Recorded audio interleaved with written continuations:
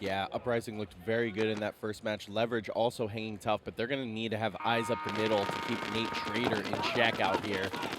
On the breakout, Uprising from the red side. And running referee is, speaking of Schrader, going to come and give him a check. It's going to be a minor penalty assessed here. And it's going to pull out Graham Arnold, and desperation run out wide here for, is that Holland? But meanwhile, player dies out of the back center for Leverage. So Leverage with an early 5-on-3, but then unable to control the zones and then losing a body early. That's been the story for them so far today. Well, Holland getting in the snake, Borromeo also in the snake structure as well too, but this is another opportunity for Leverage to try to put a point on the board, even though did lose in one, still sitting in a 4-on-3. DeVivo battling with Alec Holland there. Holland putting some pressure. I mean, Uprising looks really comfortable down a body. I just don't know that Leverage is applying enough pressure. They seem to be playing off their heels a bit. But still with the body advantage here in this first point, trying to build on that close defeat to Houston Heat. They do have Chris Caputo. He's been their shining star today. Yeah, Caputo's been really good for him. I mean, it was a close fight in their first one against a really, amazing legendary team in Houston Heat. So Leverage still has not found a way to win a pro paintball game here in 2025, and they're going to be losing a body from that wedge. So throwing away another high body situation now, 3-on-3. Yeah, Caputo just has one body in front of him on his side of the field, but can be a little deflating to have guys die out of bunkers after you start in a 5-on-3 off the break. With that minor penalty on Nate Schrader, Borromeo and Alec Holland nicely stacked over here, staying in touch. Ilya at that insert over there on the D side, that crucial position. This player wearing a Chris Firmosell jersey, but that is not Chris, I don't believe. Yeah, a little bit better field position with a body in snake 3 for Leverage. And they have a good cross-field spread, but the double stack of bodies could be beneficial for Uprising because you have to work together when you're trying to push out of the snake structure and into the wedge and into the Doritos. And Uprising just has much better communication right now. They're having a full conversation between their 3 living bodies, whereas Leverage are engaged in sort of solo gunfights right now. But still, even bodies. Yeah, Caputo being proactive from that position over there. He's wrapped around. I think he's going to try to make the move. Yeah, there goes the move over into the 50-yard line wedge. And he makes it clean. So Leverage playing the aggressor here in this 3-on-3. And he is by himself over there. Uprising did pick it up from the Dorito insert. Saw Caputo, said Viper 100%, leaving no doubt to his teammates about the current position of Caputo. Borromeo now staying inside to make sure Caputo can't take another bite freely. Caputo popping the top, looking like he does want to take another, but Borromeo, it's not a huge gap that he has there, but it is a gap. Yeah, and this being point 1 is still having a lot of time to work with. Everyone just has to be patient, not force anything in this 3-on-3. Here, Chris Caputo call, get him out. Really wants a ref to run and check Alec Holland. Yeah, and Alec Holland, a tough death for Alec Holland. Out of that snake 2 spot, Borromeo jumps over to get into a little bit more of an outside position, and he's going to move up into that snake 3. There goes the move outside by Ilya. Borromeo wheeling. He caught Caputo right there, 2-on-2 now. Yeah, but he might be getting caught, so here comes a counterattack, and it's going to be a 1-on-2 situation here with, is this for Leverage? I think this is, Chris Firmosell is their coach. He's much shorter than this player is. Oh, now it's a 1-on-1, Maddie. And we've seen this time and time again, go 1-on-1 situation, but he does get the crossfield kill on Ilya, so whoever's wearing coach's jersey, triumphant here to put Leverage on the board and give them a lead early after a 4.5-minute long point. For Aftermath. 1-0 Leverage. This is probably their first lead of the season. Leverage up 1-0. on Seattle Uprising. Nate Schrader, though, lives off the break this time.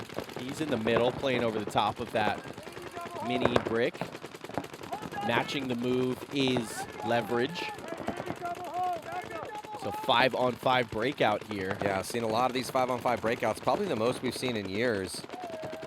Oh, and Caputo dies on the fill over into the snake. Mike, so tough death there because Caputo's been really solid for Leverage.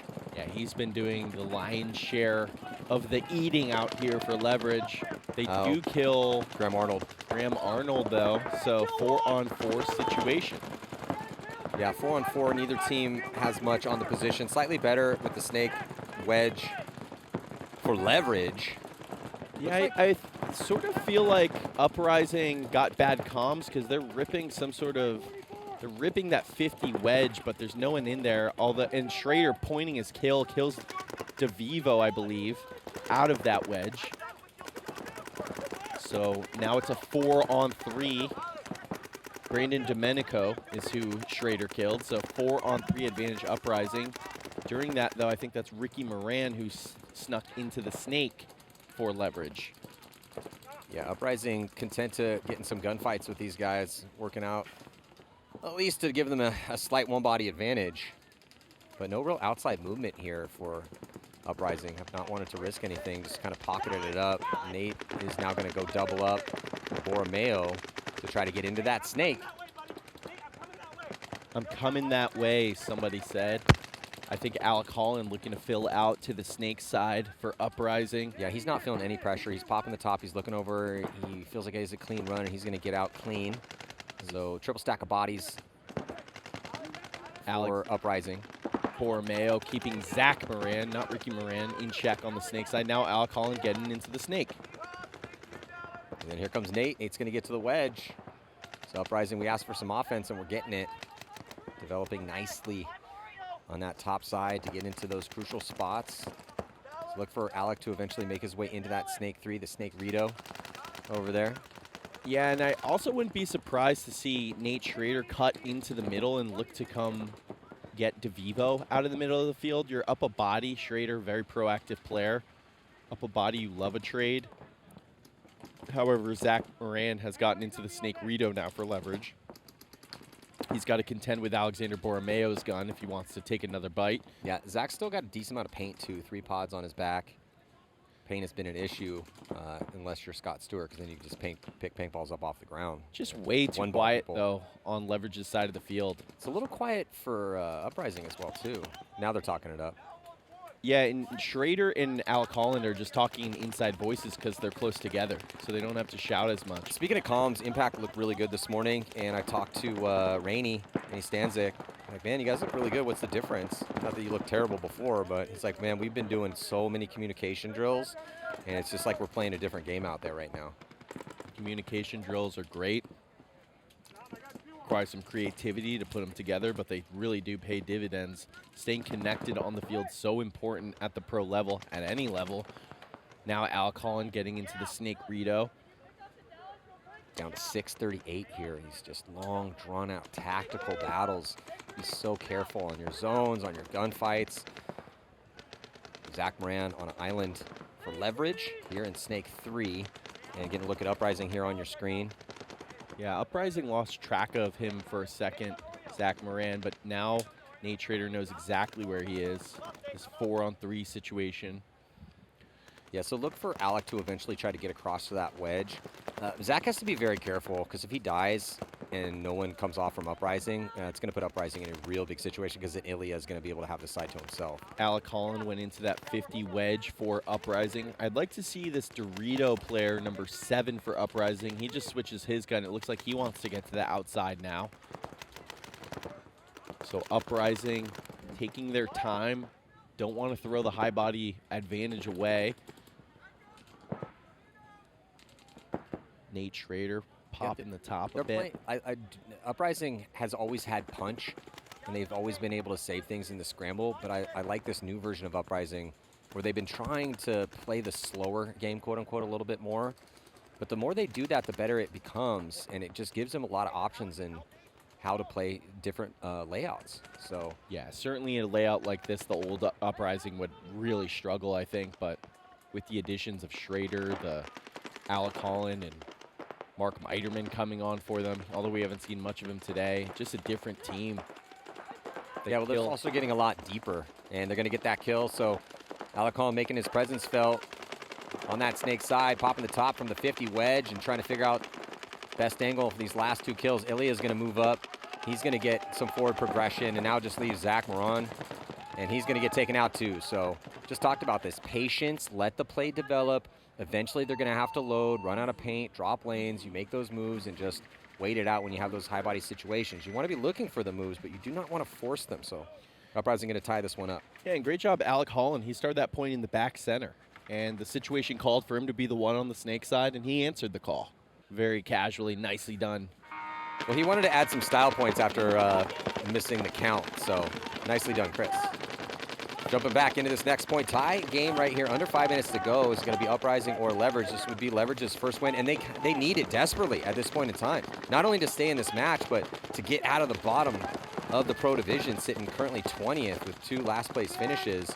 And now New York Extreme, who was 19th, they already put a win on the board today. It's a big one for Leverage right now, Mike. Definitely, Maddie. Every match counts when you're sitting in that relegation danger zone.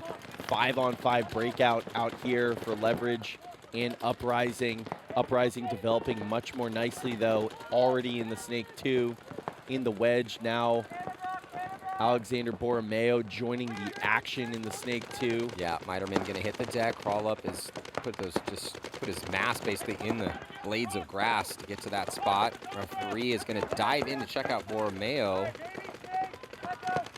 Scouring him over. He's good to go. Getting a little nervous for Uprising for a second because it looked like he was going for a penalty. I don't see Chris Caputo anywhere. I've lost track of him. Oh, he's still in the South Electronics bunker.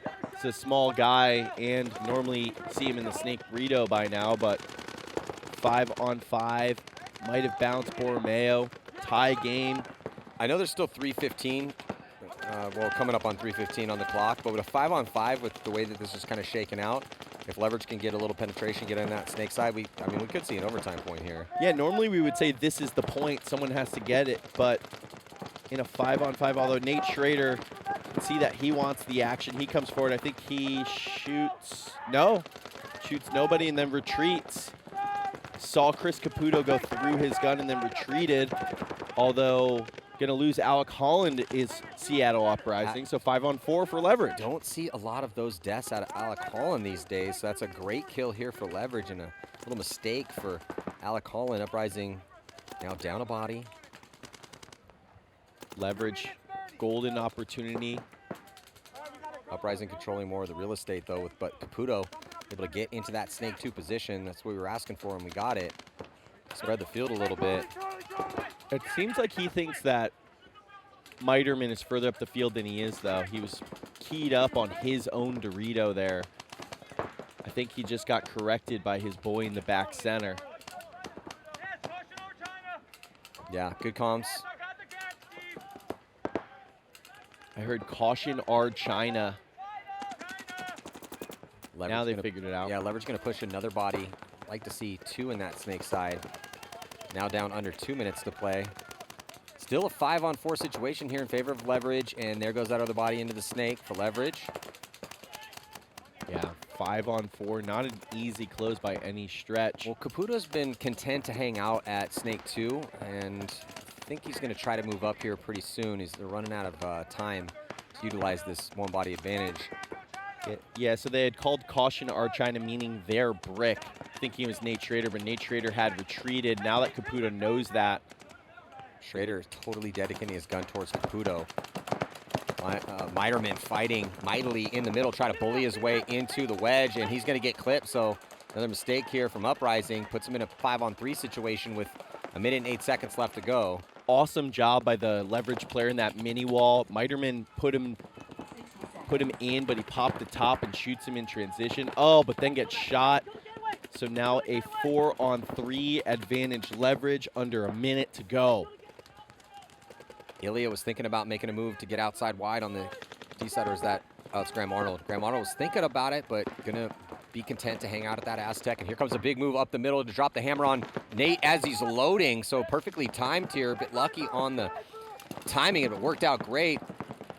Borromeo might have got caught cross-field by Caputo as he's moved on to Uprising side. The referee's going to get in and check it out. No, another bouncer. No, it didn't bounce. He's coming off 3-on-1 with 22 seconds left to go. Uprising not going to concede the point, and they're going to pause and wait here. So Uprising not conceding the point. Leverage is going to win their first match, Maddie. Leverage and New York Extreme both going 1-1 on day one, making this pro division very interesting. Uprising going to take their chances against Leverage, who are looking to put the finishing touches on their first pro win. So on the breakout here, actually 22 seconds left to go. This is still possible. I thought there was less time than that. Maybe we got a bad read on the clock. They're going to go hardcore middle and up on the Snake side. They lose Ilya, lose another body. One Leverage player gets peeled off. Still 4 bodies left alive for Leverage as we're under 5 seconds. There goes Alexander Borromeo. He's going to come through, get 1, get 2. And not enough time as Nate Schrader slams the buzzer. A major penalty assessed, though. I just saw a red flag be thrown in the air. Who's it going to be on? They're pointing towards Leverage's side. Huh. They're pointing towards Leverage, but they're also the points of Leverage. However, there was a ton of bodies floating the way. Might be on Borromeo. Yeah. Borromeo trying to win the argument here with Big John. He's about 2 foot taller than Borromeo. This will indicate which side of the field the penalty is going to get pulled on. Let's see if we can see anything on the replay here. Yeah, so Borromeo gets shot here. You can see it explode off of him. Yeah. Certainly continues to play, which is a minor penalty. However, for it to become a major, he has to shoot someone else. Looks like he shot the back center there. Yeah.